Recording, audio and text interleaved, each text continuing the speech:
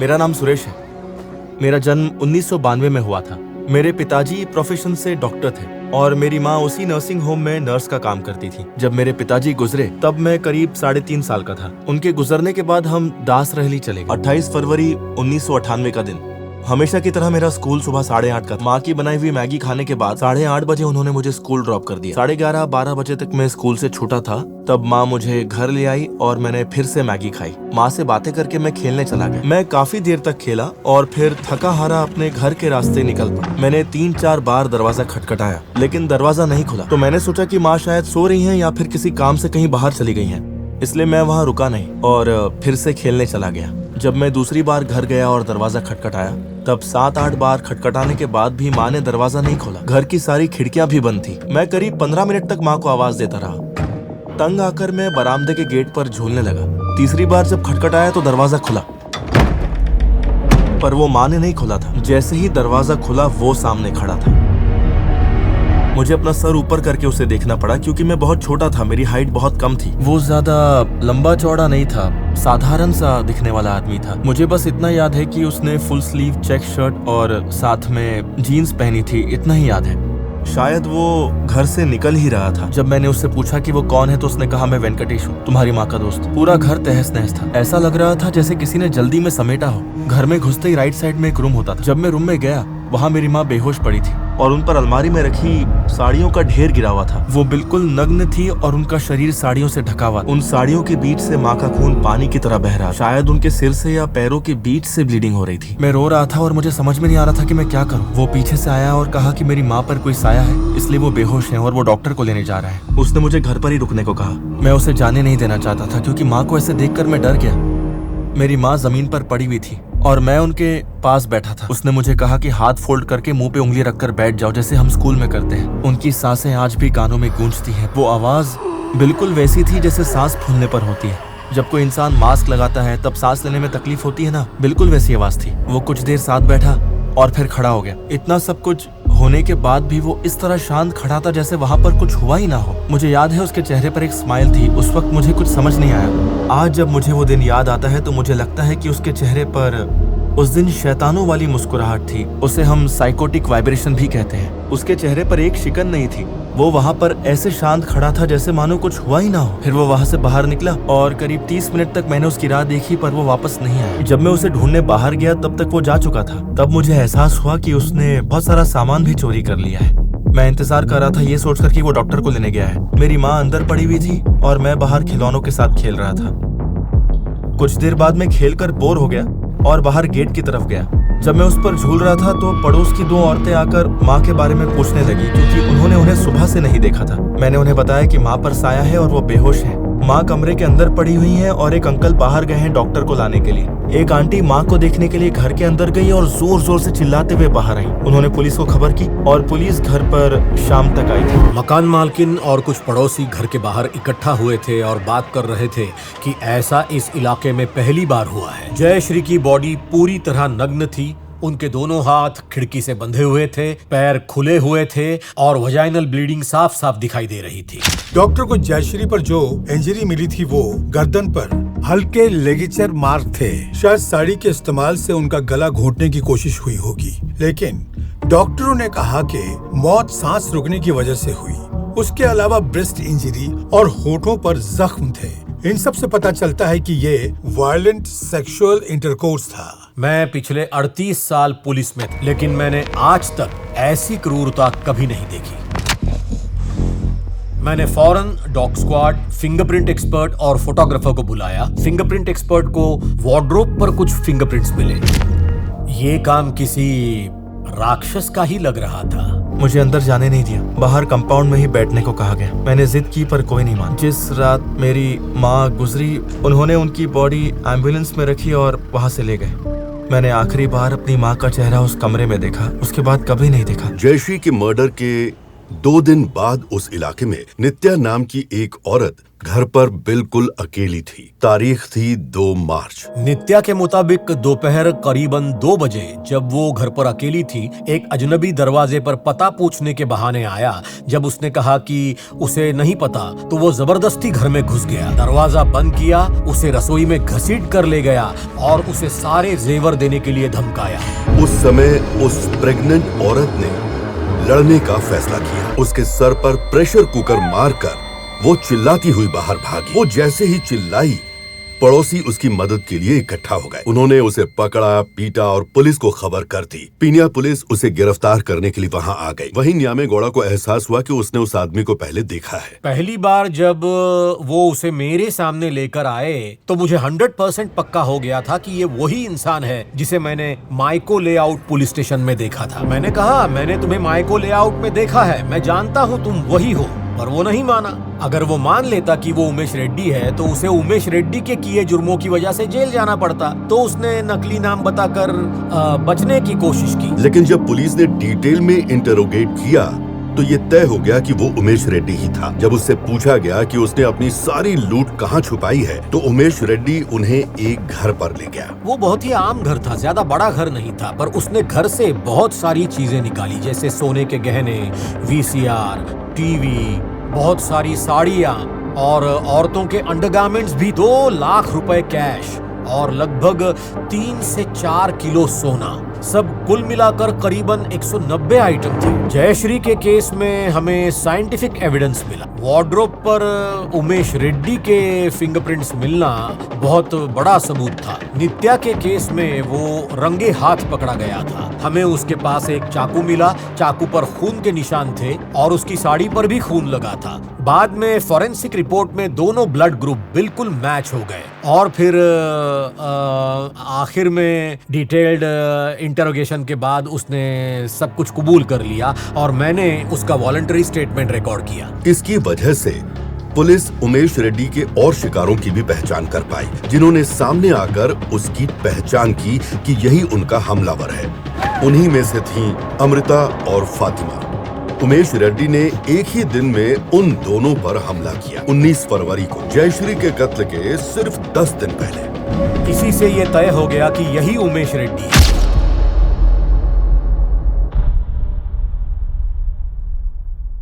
आप देख सकते हैं कैसे चित्रदुर्ग के दिनों से जयश्री के कत्ल तक उमेश रेड्डी के काम करने का तरीका बदला। जहां वो उन घरेलू औरतों का शिकार करता था जो घर की 4 दीवारी में हुआ करती थी। वो जुर्म सिर्फ सुबह 10 से दोपहर 3 बजे के बीच करता था। वो जानता था कि मर्द काम पर होंगे और वो बहुत ही शातिर मुजरिम था जो सब कुछ प्लान करके ही करता था। वो इतना शातिर था कि वो जानता था कि डोर एंट्री कितनी जरूरी है, क्योंकि दरवाजा खुलवाना जरूरी था। कभी केबल ऑपरेटर बनकर, कभी वर्कर बनकर या कभी कुछ और, वो घर में घुस जाता था, उनके कपड़े उतरवाकर उनका बलात्कार करता। यही उसके काम करने का तरीका था।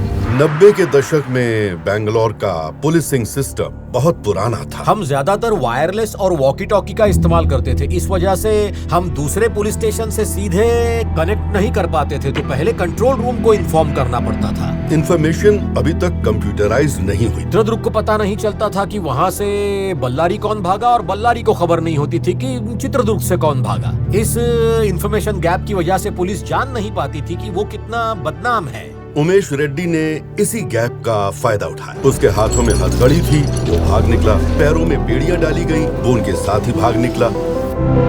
उसके बाद 1998 में 2 और हादसे हुए। एक बार तो उसने एक हॉस्पिटल से भागने की भी कोशिश की और एक बार तो उसे बल्लारी कोर्ट ले जाया जा रहा था और बल्लारी से भागने के केस में ही उसे बल्लारी कोर्ट लेकर जाया जा रहा था। अब इसमें मजे की बात ये है कि वो भागने के केस की पेशी से भी चालाकी से भाग निकला। उमेश रेड्डी एक गर्म आलू की तरह हो गया था। कोई नहीं जानता था कि उसे संभाला कैसे जाए। शायद 4 मार्च 2002 की बात है। उमेश रेड्डी को किसी केस के सिलसिले में पेशी के लिए बेल्लारी जेल से बेंगलोर कोर्ट ले जाया जा रहा था। जैसे ही उसे पता चला कि उसे बैंगलोर ले जाने वाले हैं तो वो उसके एक दिन पहले ही बुखार होने का नाटक करने लगा। उसने जेल अथॉरिटी को ऐसे दिखाया कि वो बिल्कुल चल ही नहीं पा रहा है। इसलिए जेल अथॉरिटी ने सोचा कि ये इतना बीमार है तो पुलिस कार की जरूरत नहीं, और फिर उन्होंने उसे बस में भेज दिया। जब वो बस चलते चलते हाईवे रेस्टोरेंट के पास कहीं रुकी तो पुलिस ने चाहा कि वो कुछ खा ले, इसलिए उसे वो वहां ले गई। उस वक्त उमेश रेड्डी ने पुलिस से पूछा कि सर मेरा पेट खराब है, अगर आप इजाजत दें तो मैं टॉयलेट जा सकता हूँ। 2002 आते आते जर्नलिज्म के क्षेत्र में बहुत बदलाव आया। प्राइवेट न्यूज चैनल्स आगे आ रहे थे और टेलीविजन रेटिंग पॉइंट यानी कि टीआरपी का कॉन्सेप्ट सामने आ रहा था। उन सारे चैनल्स में मशहूर होने की दौड़ लगी हुई। जैसे ही उन्होंने सुना कि उमेश रेड्डी भाग निकला है और वो एक साइकोपैथ है, हर टीवी चैनल के पास उमेश रेड्डी को लेकर अपनी अपनी कहानियां थीं। उन्होंने उसकी कहानी को बहुत ज्यादा बढ़ा चढ़ा कर दिखाया। उमेश रेड्डी पूरे कर्नाटक के लिए बहुत बड़ा खतरा बन गया था। इस तरह का अजीब सा खौफ बेंगलोर के लोगों में पहली बार आया था उसके 2002 में भागने के बाद। ऐसा पहली बार हुआ कि सब बहुत ही असुरक्षित महसूस कर रहे थे। लड़कियों ने बाहर आना बंद कर दिया था, वो काम के लिए भी बाहर नहीं निकलती थी। दरवाजों पर ग्रिल लगाने का कल्चर उसकी कहानियों के बाद ही शुरू हुआ और बेंगलोर अचानक बहुत खतरनाक दिखने लगा। बहुत सी अफवाहें भी फैली थी, उसने यहाँ रेप किया, वहाँ मर्डर किया। हर रोज हमें एक दिन में 50 से 100 कॉल आते थे। उमेश रेड्डी यहाँ है, उमेश रेड्डी वहाँ है। हमारा पेट्रोल हमेशा रोड पर होता था। हम चेक करने जाते थे पर वो वहाँ पर कभी मिलता ही नहीं था। हमेशा कोई और ही मिलता था वहाँ पर, और उसे ढूंढने की कोशिश तकरीबन 2 से 3 महीना चली। लोग घबराए हुए थे। मैं स्टेशन में था सुबह के अखबार के साथ कॉफी पीता हुआ जब एक जानकार आदमी वहाँ पर आया। वो मेन पुलिस स्टेशन में नहीं गया, सीधे मेरे चेम्बर में आया। मैंने पूछा कि क्या हुआ, इतने परेशान क्यों दिख रहे हो? उस आदमी ने कहा कि उमेश रेड्डी नाई के पास अपनी दाढ़ी बनवा रहा है, जाइए और उसे पकड़ लीजिए। मैंने उसे पूछा, खबर पक्की है या तुम किसी और को ही उमेश रेड्डी समझ रहे हो, और इसकी क्या गारंटी है कि वही शख्स उमेश रेड्डी है, कोई दूसरा नहीं?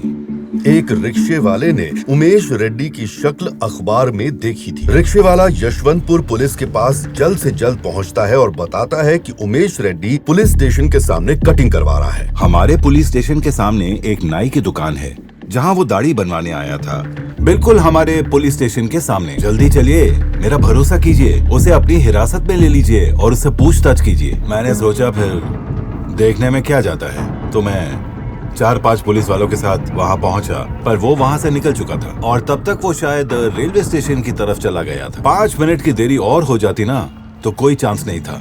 वो तब तक रेलवे ट्रैक पार कर चुका होता। उसने स्ट्राइप शर्ट पहनी हुई थी, साथ में कैप और चश्मा, मुझे साफ साफ याद है। उसे तो शर्तिया यही लगा होगा कि इतनी सुबह सुबह वहाँ पर कोई पुलिस वाला होगा ही नहीं तो वो ऐसा चांस कभी नहीं लेता। वो बहुत शातिर था, लेकिन हमारी लाख कोशिशों के बाद भी उसने अपनी पहचान कभी नहीं बताई कि वो कौन है। मैं उमेश रेड्डी नहीं हूँ। आप लोग सब मिलकर मुझसे पूछताछ क्यों कर रहे हो? हमारे पुलिस स्टेशन के पीछे ही नामेगौड़ा का घर था। उन्हें किसी तरह पता चला और वो स्टेशन पर आए। नामेगौड़ा ने पहचान लिया कि वही उमेश रेड्डी था और कहा कि इसे जाने न दिया जाए, हो सकता है ये हमला भी कर दे। जब से मैंने उसका पैसा और सोना जब्त किया था तब से उसे मेरे खिलाफ बदले की भावना थी और उसने कई बार सबके सामने अदालत में मुझे धमकाया और गालियां भी दी थी। हमेशा की तरह हम उसे पुलिस स्टेशन लाए और अपना प्रोसीजर शुरू किया। जब हमने उसके कपड़े उतारे तो देखा कि उसने लेडीज ब्लाउज पहना भी अपने घुटनों पर बांधा हुआ था। मैंने अपने पूरे करियर में ऐसी वहशियत के साथ किसी को कभी भी कपड़े पहने नहीं देखा था। मुझे इसकी वजह ठीक से पता तो नहीं थी, पर मुझे पूरा यकीन था कि उसे सेक्सुअल ऑफेंसेस का नशा था। अगर मुजरिम खुद को मानसिक तौर पर बीमार साबित कर देता है तो उसके कई जुर्म माफ कर दिए जाते हैं। मैं एक बार उमेश रेड्डी से मिला। मैं उसके पास गया और उससे पूछा कि ऐसा क्यों करते हो? तो वो बच्चे की तरह रोने लगा और कहने लगा, मैंने कुछ नहीं किया, ये मुझे फंसा रहे हैं, ये जो भी केस सुलझा नहीं पा रहे उन्हें मुझ पर डाल रहे हैं। मैं पुलिस वाला बनना चाहता था, इन्होंने मुझे मुजरिम बना दिया। सचमुच वो बच्चों की तरह रोया। जब मैंने उसका ये अभिनय देखा तो सोचा कि ये तो कमाल का एक्टर बन सकता था। वो एक शातिर शिकारी था। कहा जा सकता है कि वो मासूम चेहरे के पीछे छुपा शैतान था। वो हमारी सोच से भी कहीं ज्यादा समझदार था। वो हम सब के मुकाबले काफी चालाक था। मुझे नहीं लगता वो समझदार है, पर आप कह सकते हैं कि ये नेगेटिव इंटेलिजेंस है। जजमेंट सुनाए जाने से पहले ही हजारों लोग अदालत के बाहर इकट्ठा हो गए थे। सब देखना चाहते थे कि आखिर कौन है उमेश रेड्डी। सर्कस लगा हुआ था, सब जानने के लिए उतावले थे। मुजरिम को पहचानने के लिए एविडेंस एक्ट में बताए गए तरीके को अपनाना बेहद जरूरी है। दिव्या के केस में क्या हुआ कि प्रोसिक्यूशन ने जो आइडेंटिफिकेशन परेड की थी वो एग्जीक्यूटिव मजिस्ट्रेट की मौजूदगी में नहीं हुई थी, और दिव्या ने उमेश रेड्डी को अदालत में आने के बाद ही पहचाना था और ऐसी गवाही दर्ज की गई। इसीलिए दिव्या के द्वारा दी गई गवाही कोर्ट ने उस वक्त खारिज कर दी। आमतौर पर बेइज्जती के डर से औरतें पुलिस स्टेशन और अदालतों में सच नहीं बोलती हैं और इस जुर्म को चोरी और लूट का नाम दे देती हैं। हम सिर्फ औरतों से इसकी वजह ही पूछ सकते हैं, क्योंकि सिर्फ औरतें ही हमें ये बता सकती हैं कि ऐसे बयान की आखिरकार वजह क्या है। और गीता के केस में जज की पुरुष प्रधान सोच को साफ तौर पर देखा गया और उसी बिना पर फैसला भी किया गया। ये सच है कि वो वहीं था और उसकी नियत रेप करने की थी भी, पर क्या उस पर आरोप रेप होने के बाद ही लगेगा? क्या तभी वो दोषी कहलाएगा? क्या रेप की कोशिश करने वाला भी आरोपी नहीं है? उस पर दोष नहीं लगेगा? फातिमा के केस में वो इस हद तक सदमे में चली गई थी कि वो अदालत में गवाही तक न दे पाई। इतने बुरे हालात में थी वो। जितना कि मैं जानता हूँ, जो वो क्रूरता फातिमा के साथ हुई वो सारे केसेस में सबसे बुरी थी।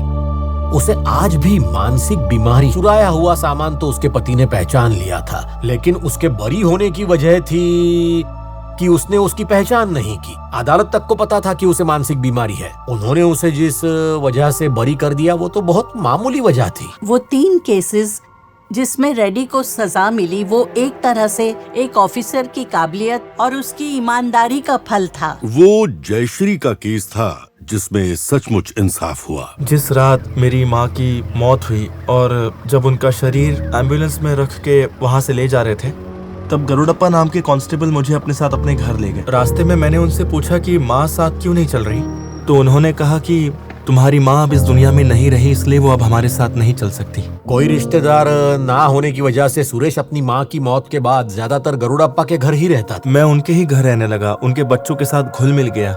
वो मुझे अपने बच्चों की तरह ही प्यार करते थे। मैं उनके परिवार का हिस्सा बन गया। मैं मजाक करता था कि सुरेश गरुड़प्पा के गोद लिए बेटे की तरह है। वो उसके साथ पुलिस स्टेशन भी आता था। मैं नहीं जानता था कि वो लोग कौन थे और क्या काम करते थे।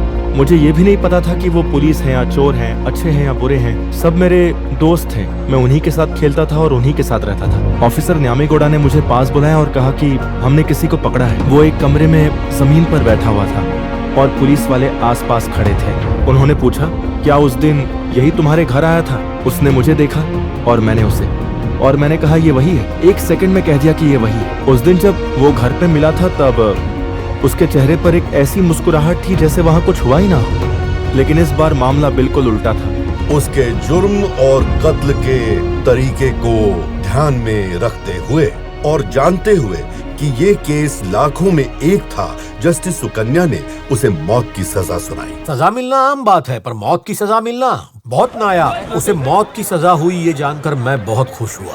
लोग भी उतने ही खुश थे। ये दावा करते हुए कि उसे उसकी बूढ़ी माँ का ख्याल रखना है, उमेश ने सजा कम करवाने की वकालत की। वो अदालत में ये कहकर रोया कि अगर उसे मौत की सजा हुई तो उसकी माँ का ख्याल कौन रखेगा। लेकिन जस्टिस सुकन्या ने पलटकर जवाब दिया कि उनका ख्याल रखने के लिए तुम्हारे भाई और बहनें हैं, पर उस छोटे बच्चे सुरेश का ख्याल आखिर कौन रखेगा। और इसी तरह उमेश रेड्डी की मौत की सजा कायम रही। पल्लवी को इंसाफ मिलने के आसार तभी खत्म हुए जिस दिन सीआईडी ने उमेश रेड्डी का एक और बयान दर्ज कराने का फैसला किया। उनके पास उमेश रेड्डी का पहले का कन्फेशन पहले से ही था। वो बाकी सब कुछ छोड़कर इसी पर काम कर सकते थे, क्योंकि उन्हें जो चुराई हुई चीज थी वो मिल गई थी। ये एक ओपन एंड शट केस था, लेकिन दिक्कत थी तो बस सीआईडी इन्वेस्टिगेशन। उन 5 लोगों को केस में घसीटकर उन्होंने बेवजह ही केस को उलझा दिया और इन सब के बीच उनका अप्रूवर सुधीर उसने बताया कि उसे स्टेटमेंट रिकॉर्ड करने पर मजबूर किया गया था और फिर वो अदालत में मुकर ही गया। अदालत ने मान लिया कि ये जबरदस्ती किया गया। तो पूरा केस ही खराब हो गया जब सुधीर और उमेश रेड्डी ने अदालत में सुनवाई के दौरान विरोध किया। पल्लवी को गुजरे आज 25 साल हो चुके हैं। पल्लवी के साथ बहुत बुरा हुआ और वो हिंसा का शिकार हुई, लेकिन हम नहीं जानते ये किसने किया। कैसी भयानक जगह बीता तुम्हारा बचपन, जो बेवजह प्रताड़ित हुआ तुम्हारा यौवन। उस शाम तुम इस कदर क्यों चली गई, जो सुबह होते ही सबको हमेशा के लिए विदा कह गई। उस रात तुम्हारे साथ जो भी हुआ, चुप्पी तोड़ो और कर दो बयां। तुम्हारे दर्द से अफसोस है सबको, इस खामोशी से गुस्सा और निराशा है सबको। तुम्हारे लिए दिल में आक्रोश भरा है और ये खामोशी न टूटी तो इस आक्रोश का साया अंधकार में ले जाएगा सबको। मुझे याद है सन 2018 में जब मैं बेलगाम का पुलिस कमिश्नर था, तो रेड के दौरान आखिरी सेल में मैं एक कैदी से मिला। वो लगभग 50 साल का था, सफेद दाढ़ी थी उसकी। उसने मुझसे मेरा हाल पूछा। मैं तो सोच में पड़ गया कि ये आखिर है कौन, क्या मैं इसे जानता हूँ। उसने कहा, क्या सर, आपने ही मुझे गिरफ्तार किया था और 25 साल पहले जेल में डाला था, मैं आपको याद नहीं। मैं पूरी तरह हैरान था। उमेश रेड्डी को मैं कभी इस तरह से देखूंगा मैंने कभी सोचा भी नहीं था। उस दिन मैं उससे आखिरी बार मिला।